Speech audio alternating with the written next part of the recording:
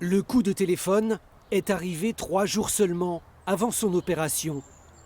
Tout s'arrête d'une minute à l'autre, je dirais. J'ai eu un appel téléphonique le vendredi 16 après-midi et voilà, on m'a annoncé qu'en raison du Covid, on ne pouvait pas maintenir mon opération. Caroline Gilles s'était pourtant préparée physiquement et mentalement depuis plusieurs mois à l'ablation de son sein droit. On ne peut rien faire face à ça. On se retrouve impuissant, dans une grosse détresse parce que mon corps s'est complètement raidi. Quand j'ai eu cette nouvelle, j'ai senti une boule d'angoisse énorme. Et je me suis dit, de toute façon, comment faire? On ne peut rien faire. Aujourd'hui, elle n'éprouve aucune animosité contre l'hôpital ni contre les médecins, bien au contraire. Mais les déprogrammations portent un risque à moyen terme, surtout pour les dépistages.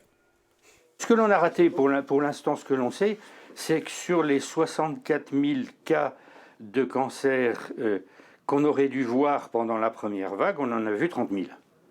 La moitié. On s'attend donc, sur les années qui viennent, à un excès de mortalité dû au cancer, alors qu'on était dans une tendance inverse. Comment l'hôpital gère-t-il ces déprogrammations ? Le CHU de Besançon garde coûte que coûte la chirurgie pédiatrique, l'oncologie, les urgences. Mais il doit reporter beaucoup d'actes.